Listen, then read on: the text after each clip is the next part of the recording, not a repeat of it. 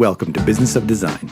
Business of Design is the world's best business training for interior design professionals like you. The Business of Design podcast offers immediate, actionable strategies and a glimpse into some of the many field-tested, proven systems you can implement to transform your business and your life. After the show, head to businessofdesign.com and get started with the BOD 15-step project management strategy and 6 foundational programs. Together, they deliver the systems, procedures, and strategies you need to run a successful, highly profitable design business. There's no theory here. The complete BOD business model is yours through Business of Design membership.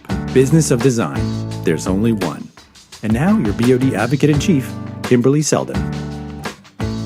Well, hello, you fabulous interior design professional. Welcome to Business of Design. It's that time again, and this is episode 348. We're talking Marketing Matters with Daniela Furtado. I asked her. She is not related to Nelly Furtado, even though they're both from Toronto. I also asked her a question, which was kind of rude, and Daniela really handled it. Why would I ask her a rude question? Well, the topic is kind of marketing and SEO. And frankly, I think it's a losing game these days. I feel like no matter what I spend on marketing, I'll never be able to get the results I need without having big retailers like Wayfair or House come up in front of me, even when using my actual name to do a Google search. And Daniela says that's probably not wrong, but for most of us, we're not looking for the ego boost of being number one when you search for an interior design professional in Toronto. We're looking for conversions. We're looking for a marketing strategy that allows us to get directly to our ideal client. And we're going to do that by narrowing our niche, narrowing our position, being really clear about who we are targeting, and getting smart and paying attention to Google's algorithms. And she breaks those down, those 5 categories: technical, content, backlinks, local, and user experience. The other thing she says, and this is at the very end of the show, and it's really, really good, has to do with getting into a philosophy of selling one thing to one person over and over again and being crystal clear about who that one person is.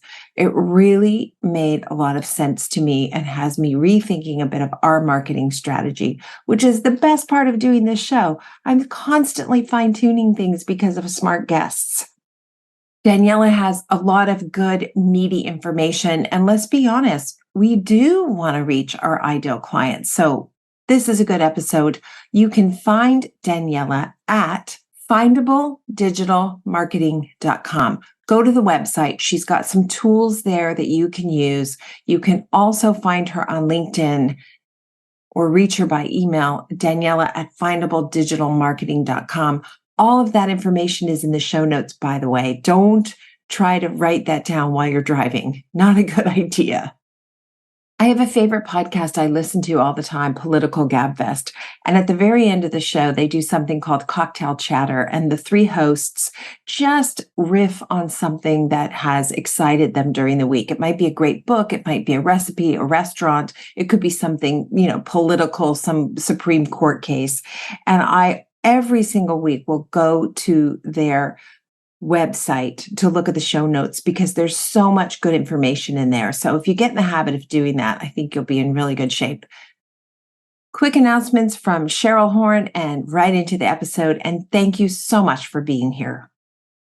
Hey, Cheryl, what is happening at Business of Design besides like a flurry of activity? Well, it is.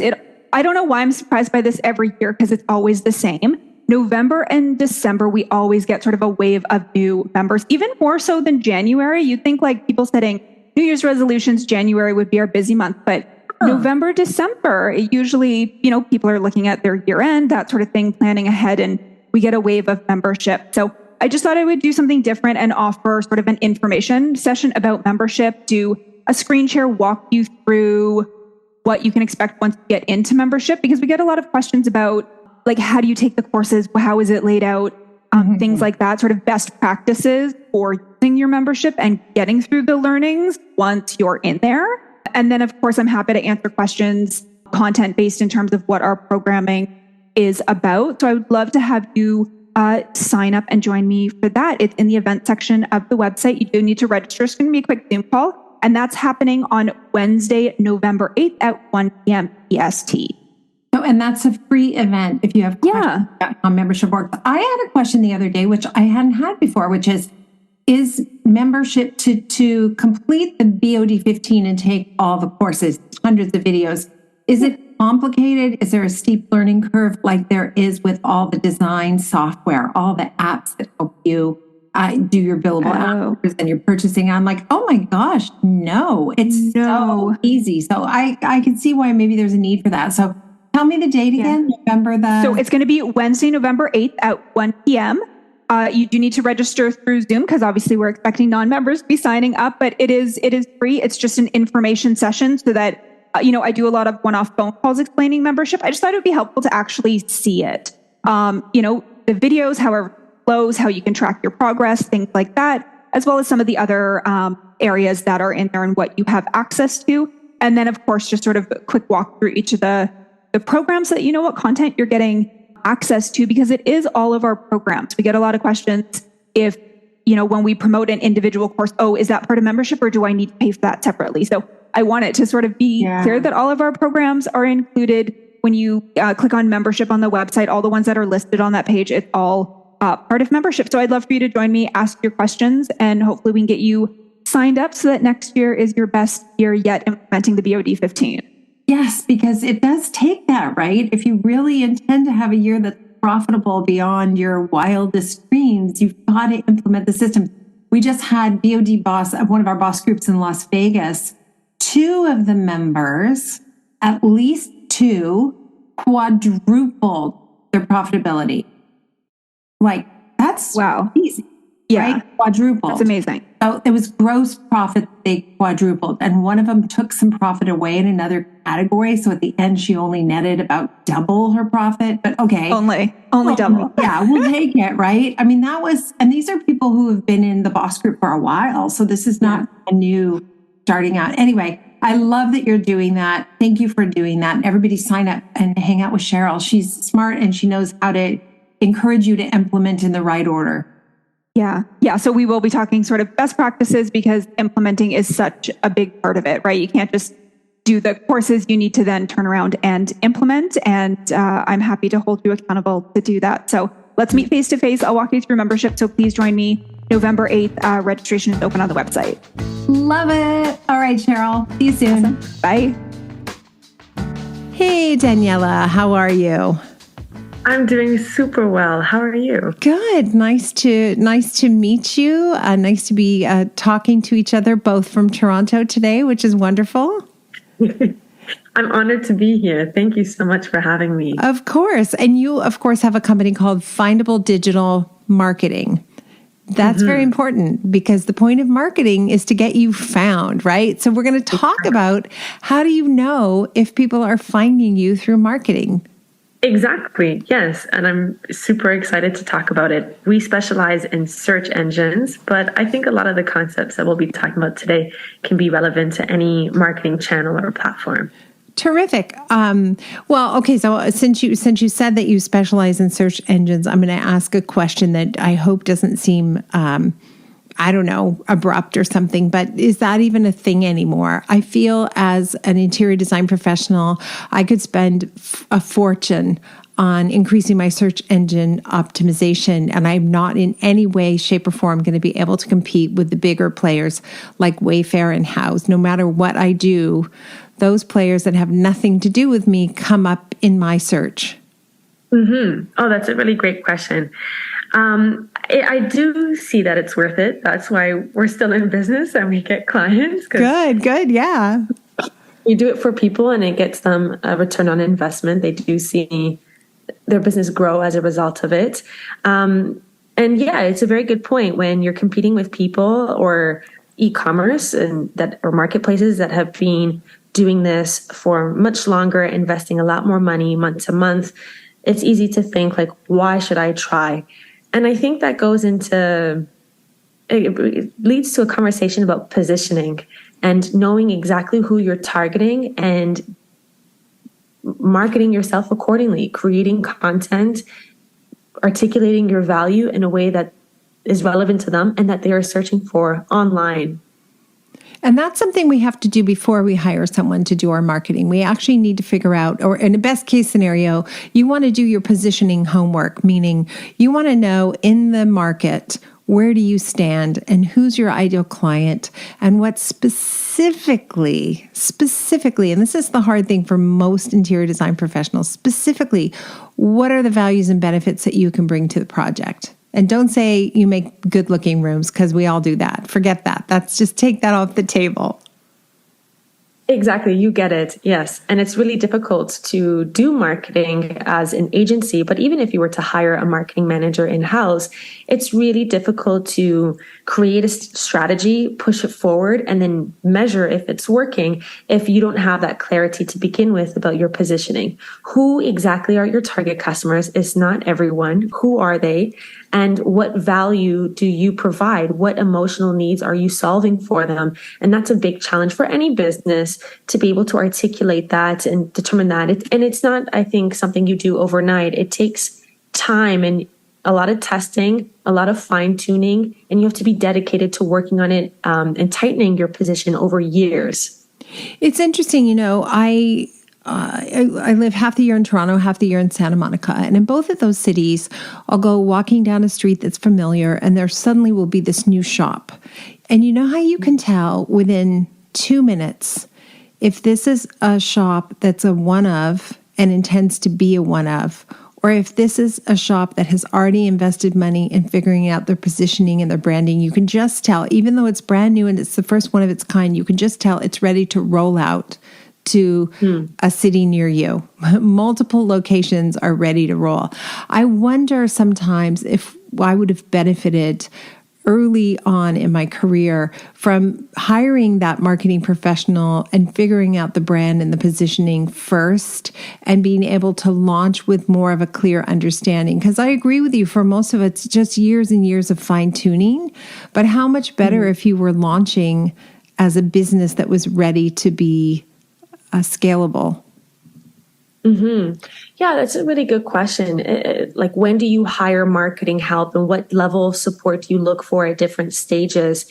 And yeah, that's very high level, right? I think oftentimes when people are looking for marketing help or support, they're hiring for marketers, they're looking for the tactical, like, I need help posting on social media or writing blog posts or doing ads. And your positioning, it's a lot higher level than that.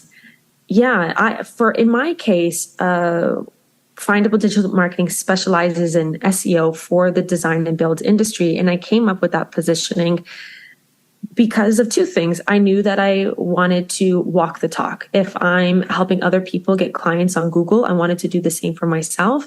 And so I knew that I had to stand out in some way, because just like you said at the beginning of this conversation, just trying to get to the first page for SEO agency near me, I couldn't stand a chance. There's no way that I would be able to rank on the first page as a brand new business. So I knew that I had to get a lot more specific.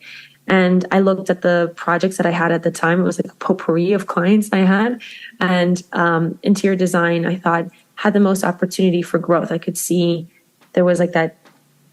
So many of them were starting at 0 and they needed a lot of support to get to number 1. So I think for interior designers, it's probably, you need to have, I think, reflection, to sit down and with yourself and say, okay, there are a lot of other people out there. What makes me different? How do I want to stand out? Instead of trying to stand out in the entire Atlantic Ocean, how can I stand out in a pond or Lake Ontario, to bring it to like Toronto references? Yeah, narrow, right? Create a narrow niche. I mean, over and over again, we hear that the best position is the most narrow position. If you were only serving clients in an extremely small area, particularly an area that was difficult to get to, you would have a better chance than if you're trying to serve all of the greater GTA or all of the greater Baltimore or wherever you're from. So narrowing your position is really important, and that's homework that needs to be done probably before you hire that marketing expert. But let's say you've gone ahead and you're going to commit to some marketing program. And we want to talk about knowing whether or not that's successful. Because one of the problems I always had, particularly, 15, 20 years ago, super busy, way too many clients, and we would execute these marketing strategies, but I had no time to assess whether or not they were working. So you just keep throwing good money after bad, or you're not paying attention that something's really successful and you should double down your efforts on that. So talk to us about how we can assess whether or not a marketing campaign is successful. So definitely starting with understanding, what are you trying to sell and to whom? So for example, let's say you're an interior design firm that designs playrooms, and that's your specialization. So that's quite clear. And you're trying to target, maybe it's schools, daycares, or maybe it's parents that want a really cool playroom for their children. So starting with what is it that you're selling and to whom will really influence the metrics that you're going after. So if you're doing SEO, for example, you'd want to come up for what we call bottom of the funnel keywords, or high priority keywords, which would be interior designer for playrooms, or interior designer for daycare, interior designer for whatever, toddlers, speaks to your infants, exhausted moms. Exactly. So for SEO, that's how it starts, is defining what keywords are you trying to go after that really speak to your positioning and the kind of clients that you're trying to go after. Then from there, metrics would be tracking your positioning for those respective keywords and in regions that are relevant to you, right? You want to see your positioning be as high as possible. You want to be top 3 for those keywords in Toronto, but if you're operating in Toronto, but you may not care about how you rank in Tokyo. Right. So it starts, I think for SEO, that's one way to measure in the beginning, right? Because it's going to take some time for you to see any sort of return, but that's a metric that can help you know if you're progressing in the right direction. Right.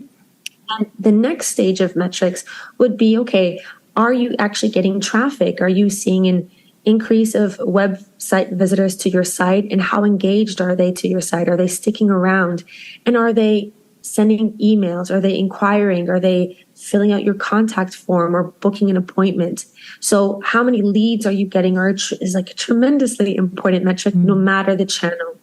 What I commonly see people flop is they don't have a very clear process to inquire. So the call to action is not very clear. I've seen some cases where people say, get a quote, but then you actually submit a contact form or book an appointment. So be consistent in communicating what the next step is and having a process to track those inquiries that are coming in. So if it's a contact form, are you asking people, how did you hear about us? Once they're on the call, are you asking that question and tracking it? It's such an easy thing to do. It's so simple, but it's tremendously important to track your data. This is data. Every inquiry you get is data, and that needs to be tracked.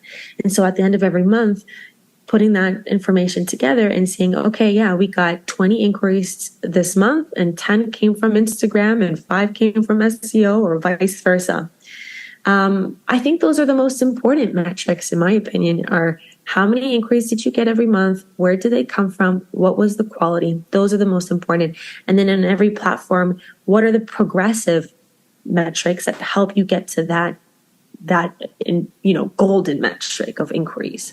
Do you think sometimes that I think Google Analytics is pretty good, and it will tell you where your leads are coming from, and it'll even kind of tell you where they're dropping off.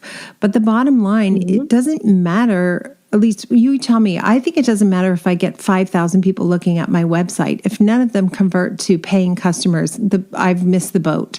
So is that part of it too? Just being aware of, like, keep your eye on the prize, make sure you know what the prize is. Because for most of us, the prize is just not the ego inflation that would happen from being the first person who comes up in a search. I don't care about that. I care that if somebody does want to find me, they convert to a project. Right, exactly. And so that starts with, again, going back to positioning, and that your positioning influences the keywords and content that you're creating on your site. So, if you're creating content about like top 10 wallpapers for your bathroom, then you're going to get a lot of DIYers, people that are just browsing, getting ideas, doing research. So yeah, you can rank on the top page of Google for that. And yes, you can get hundreds or thousands of hits on your site for that, but that's not the kind of, that doesn't speak to your positioning. It doesn't speak to your ultimate business goals, which is to increase sales from a specific target customer. It's not aligned, right? So that's the value of having a marketing strategy. But what would be of value is if you are creating content around how to hire an interior designer, what the role of an interior designer is. And then if you're specialized to, say, kitchens or playrooms or retail spaces, and you can get a lot more nitty gritty. And that traffic is valuable. And so Google Analytics can be quite insightful in knowing what pages are resonating with people, which ones are they sticking to? Are people joining your email newsletter after reading one particular blog post? I've seen cases where we are creating tons of blog posts for clients, but one really stands out and consistently gets leads because the thought leadership, like the expertise behind it, the thought behind it was so impressive to the readers that they're like, oh, this person is an expert. I know they know what they're talking about. That this is all I need to know. I'm going to contact them. I've seen cases of that all the time. So, and you do have to be aware, because you might have a blog post, for example, or, something on your website that gets a lot of hits, but it doesn't convert to clients. You might have this other thing that's off to the side, and it occasionally gets you the client. So it's not so much about the amount of traffic. It's about the amount of traffic that converts to paying customers, I guess. Yes. Yeah. Yes, exactly. You could have a blog post that maybe only gets you a few hundred hits a month. But like I said, the expertise and the content behind it is so rich that it impresses people. And that's what ends up converting people consistently. So maybe of those 100 hits, maybe 10 people are reaching out to you. And that's a sizable amount for an interior design firm. Yeah. And then if you're paying attention to the contents of whatever that was, you can create more content that matches that flavor and flair, and hopefully even increase it further and continue to just narrow the niche. I think that's a big challenge for most of us. In addition to, all roads lead back to taking time to analyze the results. So you just can't get around that. You just can't throw money at a marketing campaign or a marketing company and only look at, we gained X number of new followers on Instagram. That's just not a return on your investment. So how often or what types of milestones should we be looking for as we commit to a new marketing campaign to tell us if we're on the right track? Yeah. Do you mind if I speak to SEO specifically? Yeah, no, go for it. Yeah. So SEO and even Google Ads. So Google Ads takes about 3 months for the algorithm to learn how to perform, how to present your ads to the right people. So expect to just spend money for 3 months before you see an ROI from Google Ads. SEO is a little bit longer, depending on the market that you're in. So it's not the same thing trying to rank on the first page of Google organically in New York City than in Modesto, California. Right. So, but it does take SEO, organic traffic does take longer. What you want to see, regardless, though, is that your marketing is compounding, that you're seeing progression month to month. So in SEO, it's quite common for the first month of doing SEO, you see maybe a 5% increase in traffic. Then the following month, it's 7, 8, 10%. Then it gradually builds up to 30%, 50%, 80%. So it compounds over the time. What we see in the interior design industry, when interior designers are consistently doing SEO, and we can talk about what that means to consistently do SEO. By the end of the first year, website traffic has increased by 5 times and sales increased by 3 times. Okay. And then the tighter your positioning, the higher the quality and quantity of increase. Okay. And sorry, what was the thing you just said that we should inquire further about? What does it mean to do SEO consistently? Yes. What does it mean? Yeah, you tell us. So there are, I say there are like 5 groups of ranking factors when it comes to Google's algorithm: technical, content, backlinks, local, and user experience. And so would you like me to go over what each of those 5? Sure. Yeah, absolutely. So technical is how are Google's crawlers or bots navigating your site? Is it easy for it to go to one page to the next? Or is it coming across broken links and pop-ups along the way? The second is content. So if you want to rank on the first page of Google for interior designer for cafes, then you actually have to use those words on your site. Surprisingly, a lot of interior designers don't describe themselves like that on their homepage. They don't use the words interior designer in whatever city or whatever specialization. Right. Oftentimes we just design or just studio, but it's we don't actually use the words that people are looking for to describe yourself. And you could just use those as a hashtag at the bottom too, right? You don't have to have that in the paragraph, or do you need to have that as part of a flowing sentence?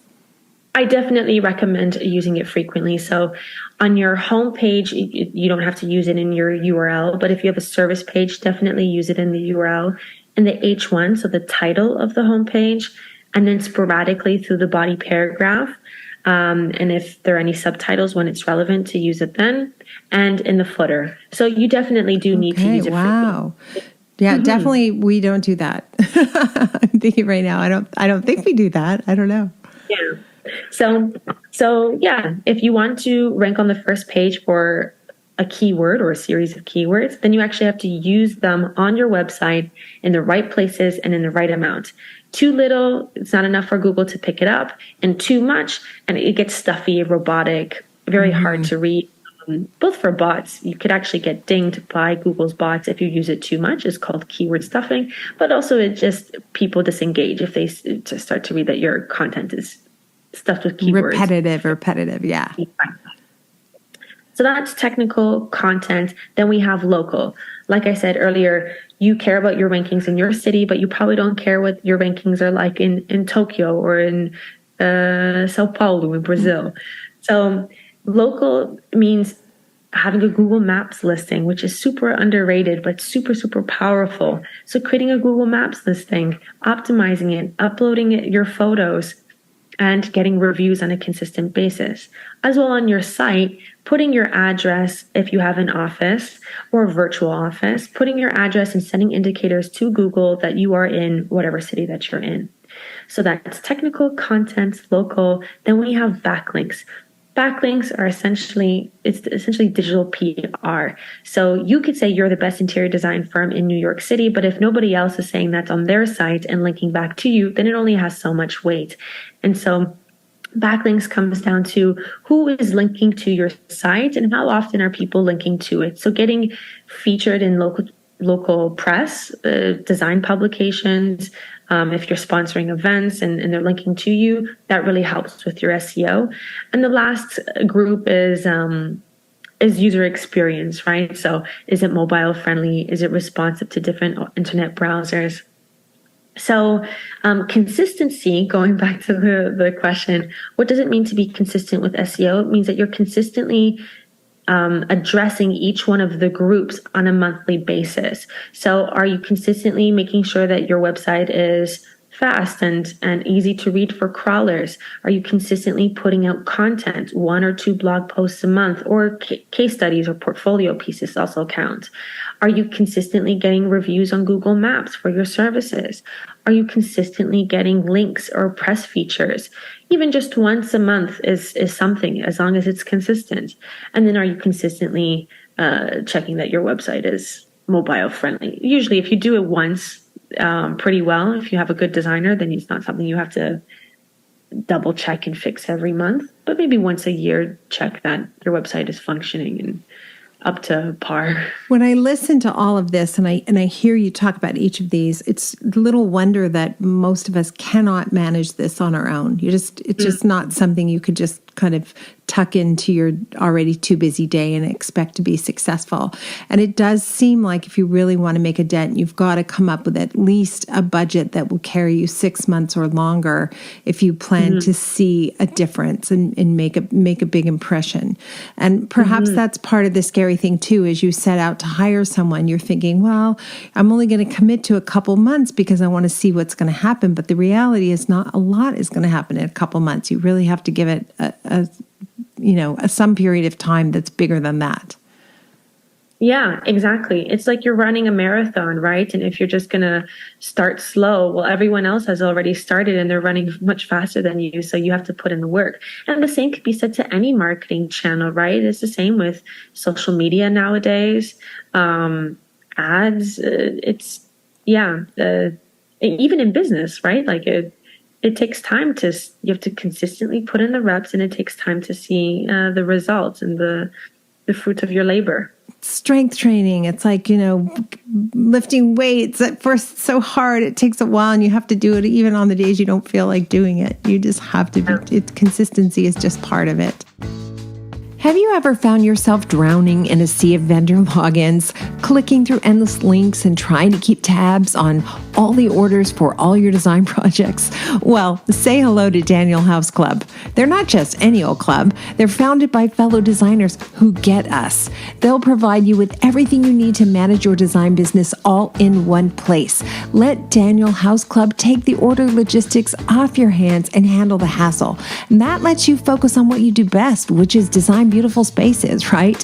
With the industry's lowest trade pricing and flat rate shipping, which is awesome, across top vendors like Four Hands, Eichholz, and Korean Co., you can take control of your business and increase your bottom line while delivering exceptional value.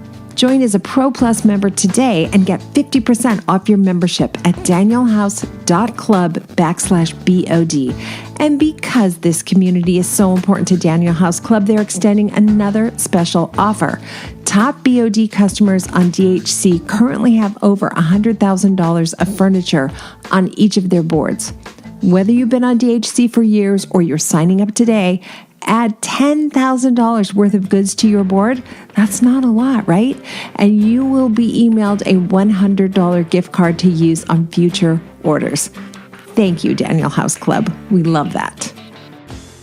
So in terms of assessing whether our marketing efforts are working, and we're looking at the increase of SEO, we're looking at the number of people who convert to paid clients from regular clients.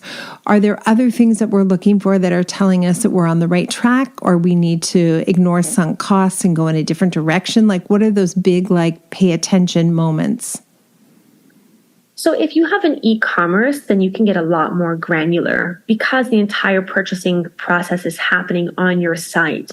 So we could look at what are the top performing pages, and it's up to us to define what is top performing. Maybe what is what's initiating the first transaction, or what are people adding to carts after they've already added one item to their cart. So with an e-commerce, we can get a lot more what I call marketing freaky, marketing nerdy, and have more specific metrics. But I think for a service-based business where you are taking your website acts as a business development person, right? It's getting people into the site to know who you are and book a call. I think it's just a matter of how are people finding you? Let's double down on what's working and stop what's not working. And how long are they sticking to your site? How long does it take for them to book a call with you once they first entered your site? So it's quite high level. Luckily it's not too complicated. The other half of the equation is, okay, once people have booked a call with you, tracking the quality of it and how far they get through the sales cycle. A really common challenge I see when we're trying to measure the effectiveness of marketing for professional services like interior designers or architects is that we're sending you all this traffic, all these inquiries, but do you have the process and skills in place to make them stick, to convert them? And it's a lot more difficult I don't want to say difficult, but it's a different game that you're playing when you're trying to sell to a cold lead that just heard about your name and your website a few weeks ago versus someone that heard about you through a friend or met you in person. And so that's one of the challenges of tracking success is that people sometimes say, hey, Daniela, you got me 12 leads this month. They were really great, but they didn't convert into sales. And so they sometimes associate that with marketing. It's a marketing problem, but maybe it's a sales problem. Yeah, it's probably both, right? Because part of the marketing is going to create this tight and narrow funnel where your ideal clients are the ones that are phoning you. Because we talked to lots of interior design professionals who say they get, 6, 7, 8, 9 calls a month, but those calls don't turn into paid consultations and paid projects. So it's actually just a drain on your income to answer those calls and talk to those people. So I do think you also have to be clear enough on your website that this is the customer you're looking for. Allow them to self-select before they pick up the phone and, call your office and drain you of resources. It's depressing, right? To answer 12 phone calls and not get a project. You want you want the odds to be much, much higher. So it sounds like there's some back and forth work that has to happen with your marketing team to allow you to get to that sweet spot where you're just really constantly only getting those calls from your ideal clients. Right. And so when you typically start a marketing campaign, you want to cast a wide net and see what comes to you. And then as you start to see patterns, then you create kind of barriers so that people don't get too far if they're not qualified. So that could be adding more questions on your contact form. It could be stating your prices, starting prices, or what to expect or what you do not do or what kind of projects you don't take on. I don't think there's any shame in being transparent and honest with people up front about what kind of work that you do. Another approach to take is in your portfolio, you could also state the details, like how big the properties were. I've also seen people state the budget of the project so people get an idea of the caliber of projects that you typically take on and can kind of unqualify themselves. It could also be creating maybe people don't call you right away, but maybe they have to fill out a questionnaire or have some sort of email exchange. Maybe speak to your assistant and that your assistant qualifies them in the first call before they speak to you. So yeah, it's definitely a process to figure out what's that smooth transition between marketing to sales. And the two of them is kind of like this infinity sign, like a figure eight, where they speak to each other and help each other out to get the best result. So many important things to think about. And it's kind of, sometimes it feels overwhelming. So let's say you're somebody, you're like, I know I need to start. I know I need to do something. I am so overwhelmed because there's so many platforms out there and there's so much help out there. Where do I start? Where am I going to get some immediate kind of good motivation to keep me moving forward? Yeah, I definitely think doing some reflection work to begin with about your marketing strategy is fundamental. So choose one service and one target customer and sell I heard someone say, I think it was on another podcast. Someone said you should be selling one thing to one person over and over and over again until you hit 100K. And that was like a lower tier ticket item. So maybe that's 500K for interior designers, whatever number it is. Right. Get into the habit of selling the exact same thing to the exact same people, and ideally on one channel before you add another one. Right. So think about what is it that you're going to sell, to whom, and get into the practice of articulating the value to them until you know what exact lines you should be saying for them to say, yes, you get me. And, so it's like essentially perfecting or mastering your sales pitch, your value proposition. I think it starts with there. That's the fundamentals. And when you do that, you get a better idea of what these people are looking for and where. And that will help you determine where you need to start. So by speaking to the same target customer over and over again, they will tell you where they spend their time online or in person. They will tell you which podcasts they're listening to, which social media platforms they're following, what they're searching for on Google, which conferences they're going to, wherever they spend their time. And that will help you figure out, okay, where you need to go. Because like you said, there are just so many different channels. It's hard to know where to start. Pick one, max two, and again, master that. Sell the same thing to the same people in those same places over and over again, and you'll get better. You'll start creating a process to show up consistently in those places. So if it's Google, you'll create a process to appear on Google, and with time, you will solidify your positioning in those respective channels. So yeah, I hope that answered your question. I love that answer. Are you kidding? Sell one thing to one client over and over again. That is as simple as it can be, right? I'm just selling a consultation, and I'm looking for the client who thinks that consultation sounds like great value and exactly what she might be looking for. And then everything else takes care of itself. Thank you so much. We like to end every episode with something we call design intervention. Just a great piece of business advice. It does not have to be related to marketing, but it could be. Oh, yes. There's so many things. I think I'm in a season right now where I'm trying to work on consistency. So I think for me, the best business advice I've received is consistency is king, and putting in the reps. If you put in the reps, then you will get there. It's challenging as a business owner, though, to do one thing consistently, because I think we got into this because we love to be dynamic and diverse and try different things and do a little bit of everything. And it seems like against our soul. Designers are a little creative. I want to be creative and do it differently every time. But you're so right. Like, consistency is king. Without that, you're never going to make inroads into the things that are most important. And I love just do the reps. It just reminds me of working out. Like, not exactly fun to jump on my bike and do whatever 45 minutes of sweaty, working out. But I know that I'll feel better over time if I consistently do that. Mm-hmm. Yeah. Oh, such good advice. Too much to think about. Daniela, thank you so, so much. Enjoy. It looks like there's beautiful sunshine out the window this morning. Thank you. Thank you so much again for having me. I really appreciate it. Thanks for listening and supporting the BOD mission to improve the industry one design business at a time. If you're ready to implement an exact business model for running a streamlined, profitable business, field tested by thousands of design professionals around the world, head to businessofdesign.com and get started today. It's time to dramatically improve your business and transform your life.